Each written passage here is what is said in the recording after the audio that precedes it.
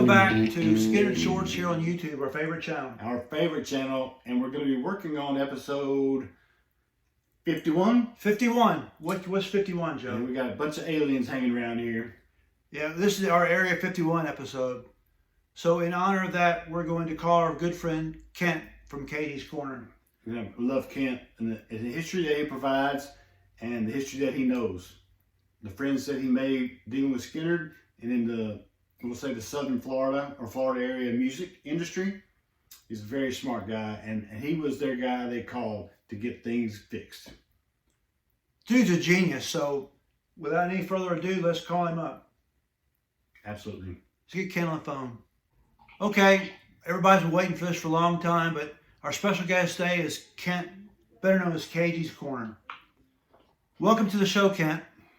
Thanks, Mark. How you guys doing today? We're recording. It's a good day. Yep. We're talking Skynyrd, so it's a good It's day. even better. Absolutely. So we're big fans of your YouTube channel. Big Yeah, fans. what'd you find on there that was interesting to you? I'm still amazed by the drumsticks, really. Oh, Artemis's drumsticks? How cool is that? Yeah, you want to hear the story behind those? Absolutely. We want to hear all the stories, and let people know how they can find your YouTube site too. All right. Well, give them a link, please. Yeah, I'll put a link up on the feed.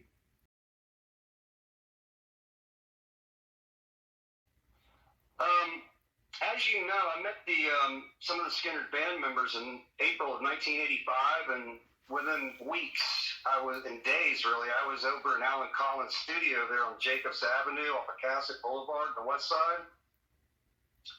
And we were trying to clean that studio up because Alan had a new project called Lynyrd Skynyrd 2 that he wanted to put together at the time. And Artemis came into town, was living with Leon at first in Orange Park, and then he got to move over into the studio after work and, brought it up to code by putting in a hot water heater and a shower stall and everything so that it was, usable as a residence. And once Artemis moved in there, we started tearing into the studio, started separating out the good working amplifiers from all the junk and moving the junk to the back warehouse and trying to build basically the Skynyrd backline that you saw, on Network, with Freebird, that kind of a backline is what Artemis and I were trying to establish so that any musicians could walk in and have a number of amplifiers and whatnot to plug into and play and just be ready to go to start rehearsing, For Lynyrd Skynyrd 2. Yes, sir, Lynyrd Skynyrd 2. LS2 is what we called it. And one of the things that Artemis wanted to do was to take some of the old flight cases that had a bunch of wires in them, speaker wires, microphone wires, guitar cables, and all that sort of thing. And we dumped them right in the middle of Alan's studio, right on the floor there. And we started going through them because we wanted to, get out the working cables and separate them from the non-working cables. And I'm telling you, it was just a pile of cables, like 3 feet high, 3 feet wide. I mean, it was a mess. It was a rat's mess, A lot of the cables had the connectors cut off because the band had these custom heat shrink made that identified their cables on stage.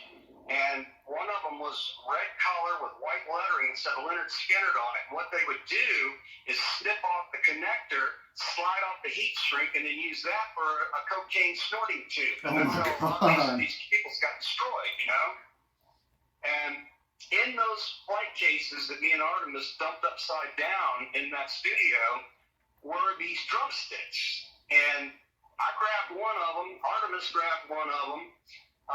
He had a set of gold tipped that he had never played with that had the white tape on them. And what a lot of people don't realize is that, he was so lightning fast on those drums that these sticks would fly out of his hands like a weapon, And they were sticking in the acoustic installation inside of Alan's studio like darts or knives stuck in the wall. And, I mean, he could literally hurt you with these things if he let one fly while, rehearsal was going on. So while he was in Skynyrd, Artemis, before the One More for the Road album in '76, he used white tape that he did some sort of Roman type of shoelacing wrapping around the handles of the drumsticks. And then he would put a knob on the very back end of the drumstick that he would, hang on to those sticks. And this really gave him the ability to play even harder without slinging the drumsticks out of his hands. And he ended up breaking a lot of the sticks. And that's why they were thrown in the flight cases, is that, people like Craig Reed was grabbing up the sticks off the stage. Can you hear me now? Kent, we lost you for a minute. Sorry. Yes, sir. It was my fault. I'm driving down Interstate 95 to Orlando, and I probably lost reception there past the cell towers. So you were talking about Craig Reed picking up sticks, Artemis' sticks. Yes, he threw, when Artemis recorded the One More From the Road album, he broke a number of sticks. And so Craig would pick them up off the stage, and he threw them into those flight cases that when we turned them upside down, that's where I found them, was inside there. Artemis only used the white tape for the One More From the Road project, and he used brown tape prior to that, like in 75 and whatnot. So there was a limited number of drumsticks for the recording of the album that he had, done himself, each one by hand, in the white tape. So those are special drumsticks because they were actually used to record the album One More From the Road until each of those drumsticks cracked, and broke. So Kent, That's how I got it. at the beginning of the story, you mentioned Lynyrd Skynyrd 2. Tell us what that Yes, sir. project was, because I don't think many people know about that. Well, Alan, he was, he's the one that really wanted to put that project together. I was over at Leon's house in Orange Park when Alan called Leon about it. And, Leon talked to Alan for a few minutes. I had never met Alan at that time. This was like May of 85. And Leon hands me the phone. And, I didn't know who was on it, but, I picked up the phone. I'm like, hello? And it was Alan Collins on the other end of the line. He's all excited going, we're going to do it. We're going to do it, man. We're going to put Lynyrd Skynyrd back together again, and you're going to be a part of it. I'm like, How cool great. is that? It was awesome, And so it was all Alan, wanting to put a Lynyrd Skynyrd type of band back together, but he did not want to call it just plain old Lynyrd Skynyrd. He wanted it to be something different, a legal distinction in the name so that fans would know that it was not the same band, And that's why he titled it Lynyrd Skynyrd 2. And in 1985, the first ones that he called was Leon and Billy, who were playing in the band Vision, which is how I met them. And then Artemis was called into town. And that's as far as it got because, Alan went to jail that December. And then when he got out in January, he had that car crash that paralyzed him. And that put an end to the project right then and there. Lynyrd Skynyrd 2 was dead right at the time of the car accident that killed Pepper. Poor Alan. Oh my God, he was going through so much crap. Yes, it was. Nothing but tragedy, man. We buried him at 37 years of age, Wow. And just tragic death. Just tragic. His life just turned into pure tragedy. Yep, it did. It sure did. So, who were going to be the other members of Lynyrd Skynyrd 2? Who was going to sing for him? It hadn't gotten that far yet. Yeah. It really had not gotten that far yet. I did not hear any discussion about that at that time.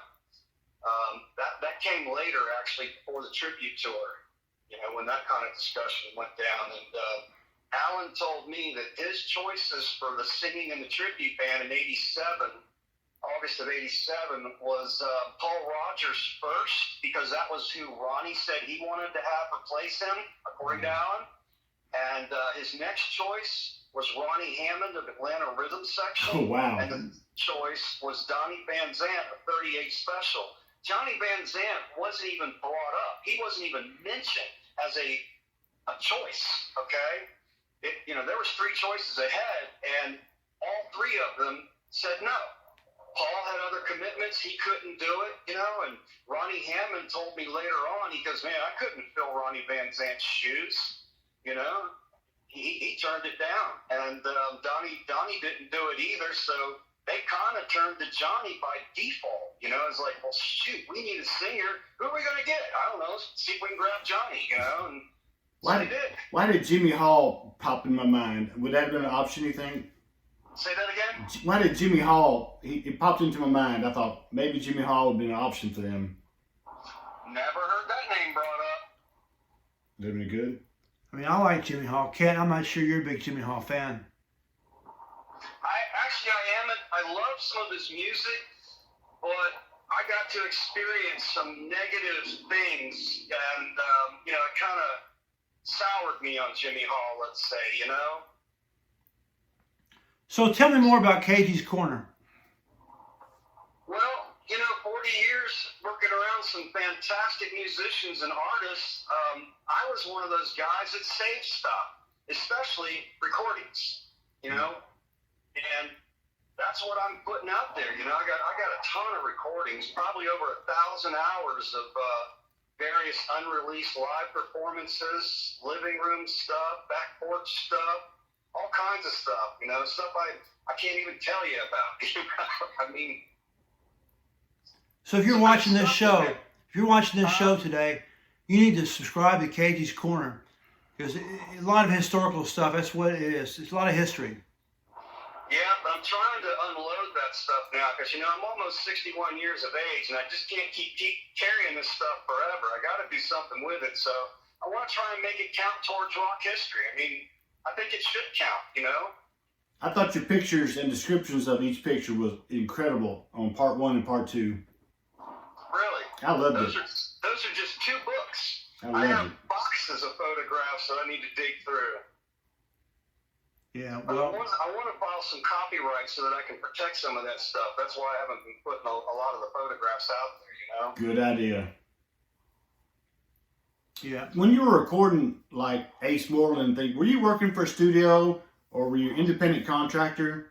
I was an independent contractor. I was a freelance. I never actually worked for Teen Snake Studios because they didn't need me at the studio except for, hey, can you help get this speaker or amplifier fixed, and then I would do something like that, a repair on the outside, but I wasn't an employee. You were the guy everybody called to fix. Bob Greenlee and Ace Moreland, and I did a lot of their live show sound mixing for several of their artists, like Ace Moreland, Sauce Boss Bill Wharton here at Culberson, Smokehouse Band, the Midnight Creepers, and other artists. I was doing live sound engineering for the live shows pretty much.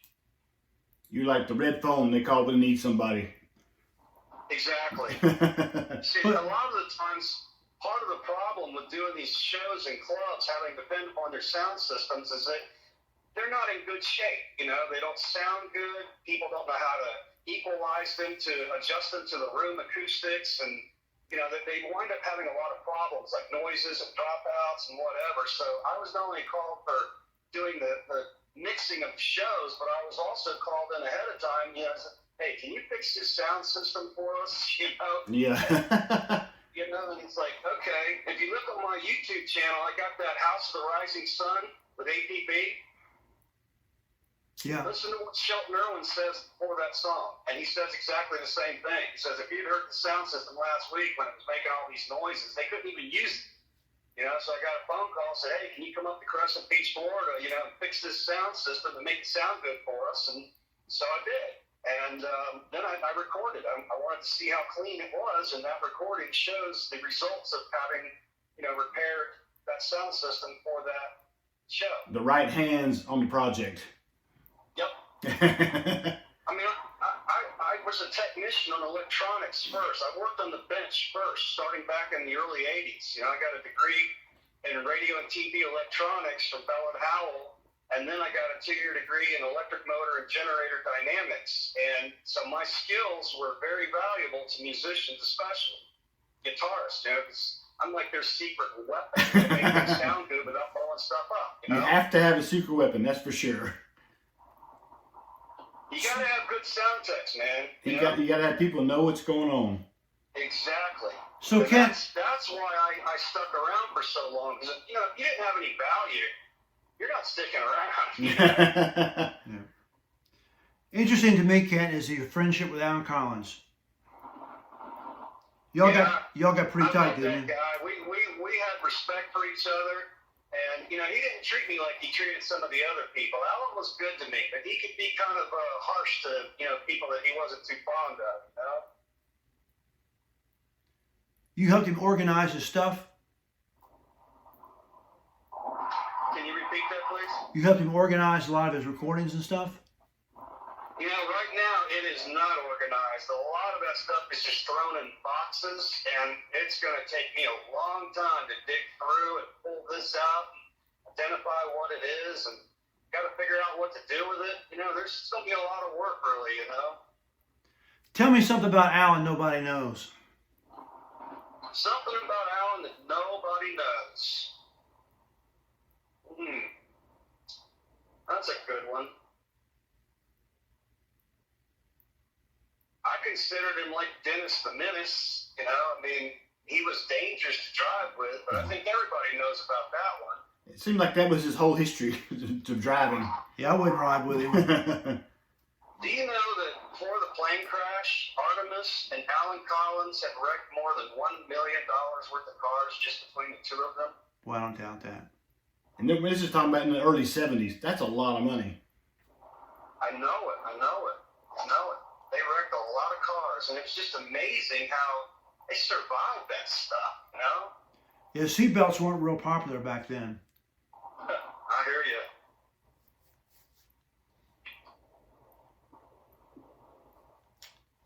Anything else you want to talk about?